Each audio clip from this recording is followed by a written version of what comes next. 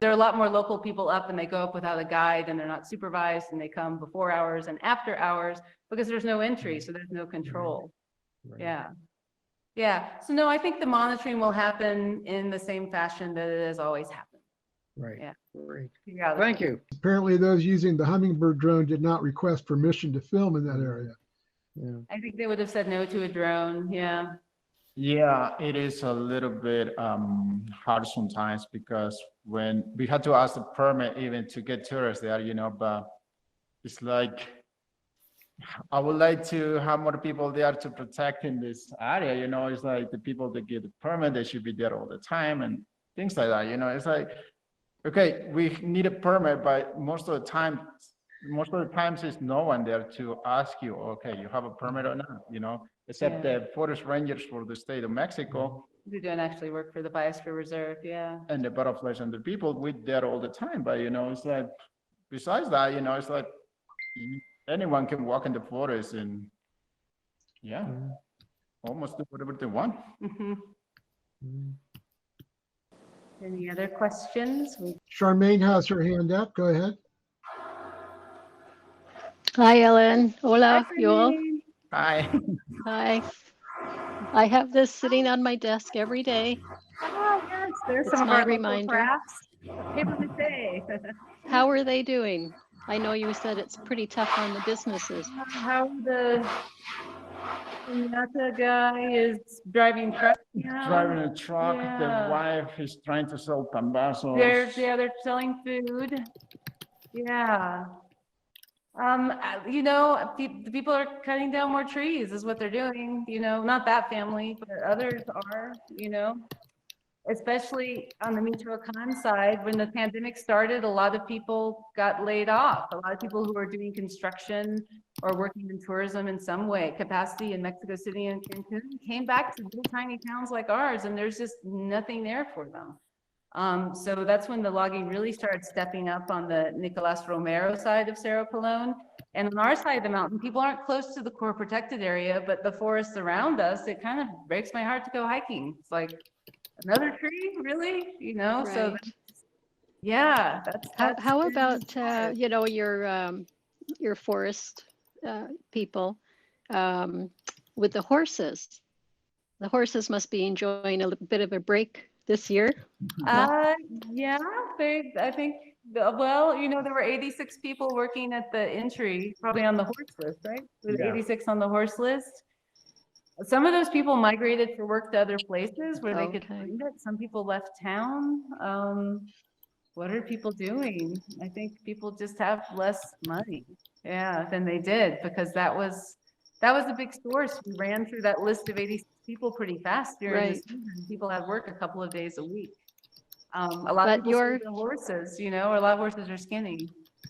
So the funds that are being provided here, you know, people that are buying into the program, is it enough to be able to feed the horses for the year? I mean, most people feed their horses by taking them out to pasture. We just had the corn harvest. So right now the horses are eating because there's all of the dried corn stalks for them. I think the horses, they're happy now. You think the horses are happy? Yeah. It might be the happiest. Yeah. So Don Davis is leaving. Don, thanks for showing up today. Oh, you're welcome. This was great. Very informative. Stay safe, Ellen and Joelle. Yes, thank you. You too. Take care. We'll do this again, right? Oh, great. Thank you. Kathy Malone, you have a question. Yes, hi there from Fairview, Tennessee, near Nashville. Hi, Kathy. I was there in 2005, and I'm wondering what it looks like now. You know, I hear there's a lot of restoration going on, but what is it? Has it been successful in some areas?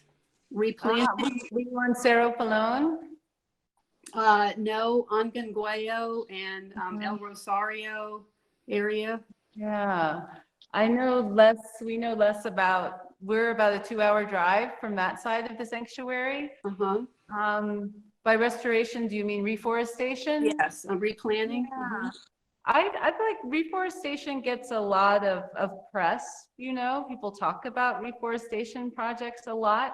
And I can only really talk about what we see on our mountain, but Mhm. for me, once you're talking about reforestation, I think you failed, right? Like, why do you need to plant new trees? Why didn't you protect your trees that were there? It means that you've had clear cutting. It means that you've had, Right. your forest is already devastated and you need to reforest. And the other thing we've seen, they plant, you know, everyone in our community is a farmer of some kind. The farmers get very anxious. It's like, we got to plant before June if these are going to live. But with the trees, they plant them in September, October. The trees die. They don't establish a deep enough root system before the rains end, because the rains end in November, and everyone knows that except for the people running reforestation programs, apparently. So I am not sure what's going on with reforestation, but I really think I want to hold on to the trees that we have so we don't have to reforest. Yeah, right. I don't know. I didn't see it in 2005, but it looks pretty deforested to me around Angangeo and El Rosario. Yeah. Debbie, you have a question? Yes, I do. We've heard over in the sanctuaries at Chinqua and Rosario that the butterflies are spending a lot of time going out getting water because the area is very dry. Are you having a similar problem there at Cerro Pelón? Is it dry, or have you had a lot of rain and is it fairly green? I don't think so. They're up on, if you go to the meadow to El Llano, they're still up above it very high, and those trees are very old growth, right? So I think it's pretty moist for them still. So Good. Well, also, we have not too long ago, we had this frost, how do you call it? It killed a lot of plants, yeah. some of the salvia.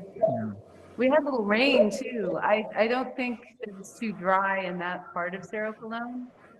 Good. Yeah, Glad to hear it. yeah. Now, So- I heard they were leaving Rosario and going into the town of Angangeo, which you know is quite a distance, looking Right. for water in the streams. Wow, okay. Yeah. Then they're We using haven't seen them in the town of Macheros this year, and some years we do see Yeah. them huddling in Macheros. yeah, those butterflies are expending a lot of energy to go that far to get water. So Ours haven't been very active this year, That's actually. good. Yeah. I'm they've glad to been hear sitting it. on their trees Great. and staying close to home when they fly. Yeah. So Good. people are beginning to leave because it is actually 2:02. It is, okay. And Charmaine, it was nice seeing you and Yeah. in the flesh, so to speak.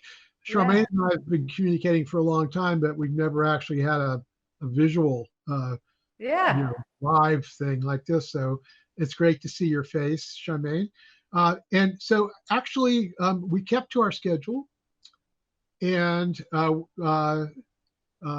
so Ellen and OL have graciously agreed to stay behind a little bit longer to answer any questions and just chat. So go ahead and let's keep going. But if you have to leave, we Yeah, and understand. thank you so much to everyone who came, who has to go. Yeah, I understand. I always run away from online meetings. I'm like, oh man, it's hard Lord, to. Well, Yeah. this is a rare opportunity to see a lot of people that most of us know, many of us know, but have never actually met. And No, Rob, it's the Monarch universe. it is the Monarch universe, absolutely. Yes. And so let's just keep it going. Yeah. Somebody, Lori, raised her hand. Yes, I was curious. Hi there. I'm looking at the website. Do you do like live stream of what's going on in the area, or? We don't, there's not signal in the forest that's very consistent. It's very spotty. I mean, there's spotty in the towns as well. So we just don't have the technical capacity to do that yet. Yeah, so what we're trying to do with the February intensive is maybe within, we hope maybe 12 hours of getting the footage from the day before, we'll be able to post it. So it won't be, in real time or live streamed yet. Howell's working on it. He's thinking about it. I can see. He's like, how can we do this? But it's also another thing. It's going to be that whole permissions thing of like, once we do something very publicly, it's going to be like, so-and-so permission, especially since there are 4 political jurisdictions where the butterflies sometimes go. So yeah, not yet, but someday soon, knowing this guy who's always like. Well, I just retired from teaching information technology, and I have some friends, including some traveling in Mexico now, that have satellite upload service because they've been in places that are remote or they lose service, and they need it to work. So I'm wondering if something similar to that would be helpful if you had that equipment, in the same way people watch like bird nests, the eagle cams, other sorts of things. Yeah. It's amazing what a difference it makes when people can look at a live image. And so I was just wondering if that's something that would help you develop your following, is having like a satellite. I'm sure it would. Yeah. Lori, why don't you go ahead and either put your contact information in the chat, Okay. so that we can communicate with you later. That would be great. This is something that's near and dear to my own heart too, is getting internet service to areas where the local economies aren't strong enough to pay for it. I've had some success myself in the past in Ecuador. I think if you come up with an idea, all you have to do is apply enough brain power to it, and you'll find a solution to it somewhere. Jill, is there electricity, or Sorry? are you off the grid, or is there power? Is there electricity, or? There is. We got electricity in the 80s and it hasn't been updated since. So the grid is very old and it fails a lot, especially during the rainy season. So it's not something you can count on 100%, but we are electrified. So solar might be good too. Okay, I'm just brainstorming. okay, Jill Kirchdorfer, you have your hand up. Go ahead. That's right. Hi, thanks Rob for inviting me. This has been a really fantastic hour here in Massachusetts, across the country. Yeah, I'm so happy to hear about the B&B. I didn't know about it before, and so now it's definitely going to be on my list to get out to see you whenever this pandemic ends for us. I'm super excited, especially where over here in Massachusetts, there's a very short time frame where we get to help and enjoy the monarchs. Right. But my question is there seems that there was about 68 people that joined us today. And I'm wondering if you know of any, and Rob too, the question is also for you, any resources that have these kind of virtual educational series for monarch enthusiasts and those who want to help. Like there was a woman or man who asked about how we can educate our neighbors not to put down pesticides, and how can we grow milkweed and things of that nature. And I think that would be wonderful topics for monthly series. So do you or Rob know of these resources? Yeah, well, there are more and more webinars because of COVID-19. I mean, we talked about this earlier, where it's the silver lining of COVID-19 is that people have had to communicate this way, right? So people who didn't even know how to use their email before COVID-19 are now, doing stuff like this. And so more and more webinars are appearing, but there's no central repository where you can go and say, here's all the webinars that are coming up. Are you a member of any Facebook groups? I think you are, right? Absolutely. That's how you and I have met. Sure. Right. But unless the groups have their own events, I'm not seeing them.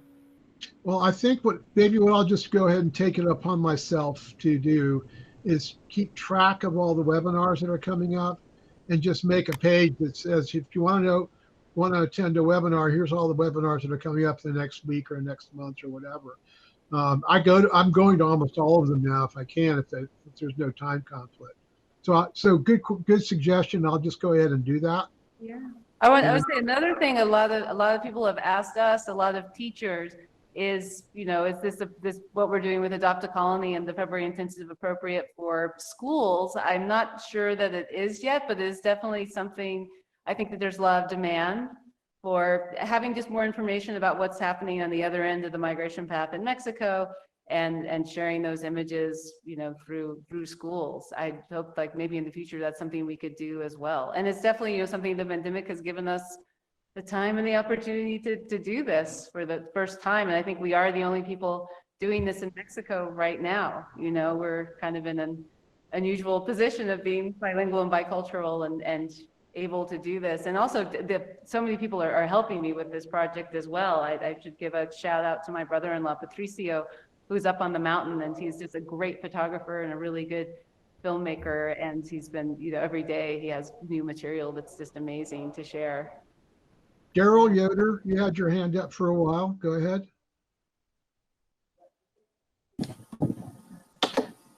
Hi, Daryl. So, hi there, Ellen. Good to see you, and Joelle See as you well. too. I know. I was hoping I would be seeing you and your whole family just about now.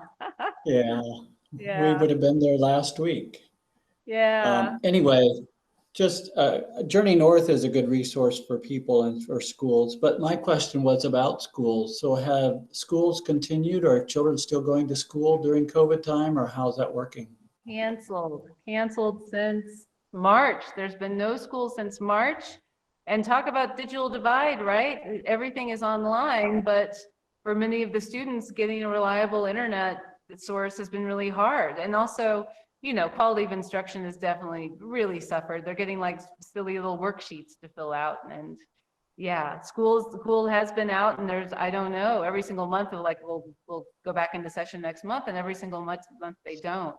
So yeah, the kids are around, you'll see them in a lot of the videos, right? Because they're free. They're like trailing along every time we're filming anything, yeah. I'm sad to hear that. Yeah. And our three sisters-in-laws who are school teachers, have been home too. I mean, I think it's been great for them personally, family life wise, but yeah, definitely for quality of education, it's really suffering. And more I rural know, areas. well, you've been in the States working. Are there people from Macheros leaving to come to work in the States, maybe without papers because they need to work? I think they used to go, I mean, now they go with a permit, but it's still going, right? People are going, but they're getting permits to do it. They're doing like, what are they called? Like they go to pick onions in Georgia, or they go to pick apples in Washington. It's like temporary farming, agricultural labor, like maybe a 6-month work visa. But yeah, exactly. They're migrant farm workers. A lot of our neighbors are doing that. You just need to pay money for a visa. In fact, we just loan someone money to pay for a visa. Yeah, it seems like most of they're not living legal anymore. Yeah, I don't think people think it's worth their while to go undocumented for the most part anymore. Yeah. So Michelle had her hand up too. Yeah, I'm going to go ahead and, Mikhail, just go ahead and whenever you want, just go ahead and type your question in the chat. I'll make sure that the question gets answered. Michelle, go ahead. So Michelle and Courtney here. We have been 3 times. We're of when our 4th trip is going to be, and you mentioned something about 2022. What's your feelings on that right now? Oh my, I feel like it got a lot worse last week as it gets closer to us, right? Yeah, and it's so unclear what's going on with the vaccine in Mexico, right? I don't know. Rollout is just not rolling out, and it's not clear where they are. So I don't know. I'm feeling like maybe 2021 is going to be really rough, and I hope by 2022 and the beginning of the year that we can host people again. Well, Because this is actually Blair was here earlier, and she's asked me just, what are we going to do? We're all going to get vaccinated. We're going to come there, and no one's been vaccinated. And it's like, I don't know yet. It's really bad in Mexico right now. It finally hit us. It's been so, we've been waiting for this for a year, and finally it's here, where it's like, it's everywhere. All the states in central Mexico are in red, all the hospitals are full. It's just really, worse than it has been. It's really finally, the wave has really hit now. So I don't know. People you say are sick with COVID right now, Macheros? They're not even being seen by doctors, are they? Are they? No, they're not going to be tested. They're not going to be part of the statistics if they die. No. So they're that's just going to horrible. look at how the death rate's higher than normal and guess, but no one's being tested. No one's getting treatment. Our clinic closed down at the beginning of the pandemic where people were getting services.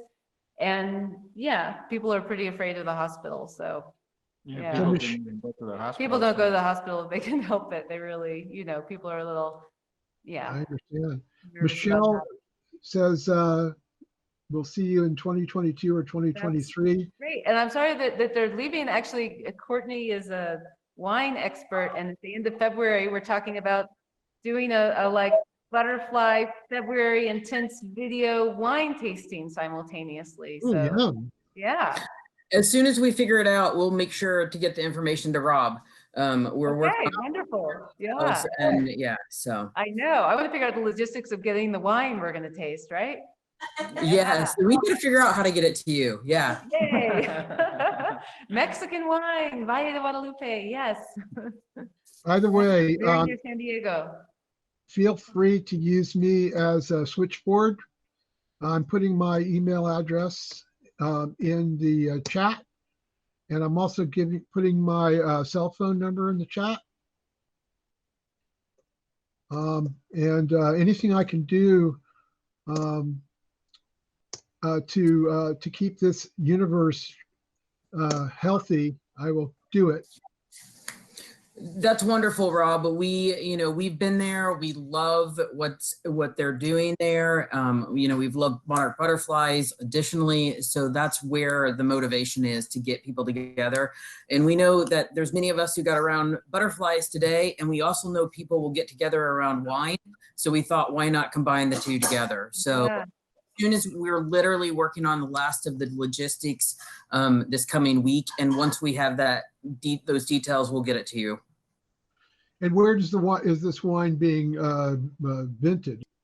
We're actually working on getting some of the wine from the Valle de Guadalupe, because the Macheros area, it's not a wine producing region in Mexico. And so we said, okay, let's go with Valle de Guadalupe wine, because while some of us in San Diego have had the wines from that region, others throughout California have not. So we're going to do a tiny bit of education on the wines from Mexico, but really it's going to be a focus about what Ellen and Joel, I'm sorry. Joel. Yeah. So I'm having trouble going between the two right now, but doing so. And also that's the wine that we stock. We stock Valle de Guadalupe Mexican wine in the B&B. Yeah. And it's popular. It's good. Yeah. Well, any other questions or comments? Well, I think we did pretty well for our first shot, don't you think? Thank you everyone who came, and everyone who stuck it out to the bitter end. You got to hear about our wine tasting. Yeah. Oh yes, thank you. Okay, maybe we can come up with a way to educate people. If it will work for adults, maybe it will work for kids too, who don't know anything about monarchs, and see what happens. Yeah. Well, we'd love to participate in that for the Eastern migration Mexico issue, because I do find there's a lot of maybe just misunderstanding about what they do while they're here, where they go, and Okay, here's a question for you. A very specific question that's come up in a couple of conversations lately. Let's say you have butterflies that need to drink, and they need minerals, and it's mostly males, from what I understand, that do this. If there's no water, how do they absorb those minerals? In other words, if the minerals are there, the sand is there, but there's no liquid. Dew in the morning, you'll see them down in the meadow. All of the colonies where they form next to meadows, to large meadows. And where the colony is this year is next to an especially large and beautiful meadow called El Llano de Tres Gobernadores. So often in the morning, we'll see them flying down to nectar, or to puddle in this meadow and drink the dew. We see them puddling quite a bit while they're there. So they seem to be finding it. And I think having an intact forest means that, that everything is moisture, that they can find moisture there, and that there are flowers for them. Okay. Yeah.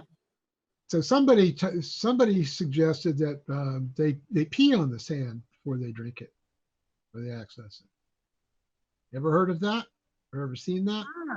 I know that butterflies like pee, but I didn't know that they were like drinking their own pee. I don't know. Yeah. Being in the position that I'm in, which is I'm basically a busybody and I'm very nosy. I think those are attributes for a scientist, right? So I hear things and I track them down when I can. So it just seems a little strange, but who knows, you know? Yeah. Our next adopt a colony, we're interviewing a postdoc who's studying monarch mating. So he's been watching butterfly sex in the lab for probably a year and a half now. It seems like he's been dedicated to this full time, and we interviewed him, and I think, you know, I don't know if there'll be stuff about pee, but a lot about monarch mating, which is pretty, I don't know. Well, yeah. Which I has mean, some, I don't know, to humans at least, it looks a little rough, you know? yeah, I live in the middle of a monarch garden, so and it's because monarchs are around most of the year here. I've watched some pretty interesting behavior that you can't find in books. I mean, one thing that people don't realize is that every monarch is different. Every caterpillar has a unique personality, and every butterfly has a unique personality. So That's something that he's been watching too, is how female monarchs behave, that sometimes they will resist by actually rolling up their abdomen so that they can't, you know, they can't be raped. And the others, you know, consent immediately. And just like this sort of difference in monarch butterfly behavior, it seems very individual. So yeah, that's coming up in the next issue for Valentine's Day. I have a photograph.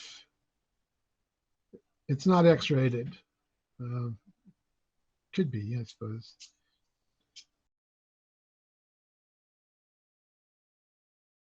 Oh, they're kind of indiscriminate. And we're going to see this month. We've seen, you know, males trying to mate with other males, 3 males together. Like they are, yeah,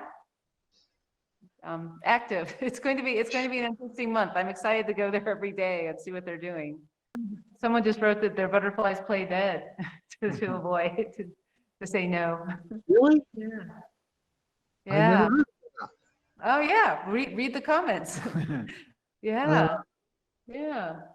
Wow. I think actually we've got to get going. But thank you so much, Rob, for setting this up and for moderating. This has been really great and really fun and nice to see new faces and familiar faces. Oh, hi, Charlie. Bye, everyone. Thanks, Rob. Well, let's do it Bye, again Jackie. sometime. Thank you so much for Yeah, thanks coming. for, yeah, Bye-bye. Yeah. Bye, Darlene. You stuck it out. Bye. Stay safe. Bye. It's Darlene Hey. of this Adopt a Colony. Yeah. Yeah. Thank you so much, everyone. you. Okay. See ya. Bye. Well, listen, it's been great. I think it's time to say sayonara, and till next time, thank you for participating.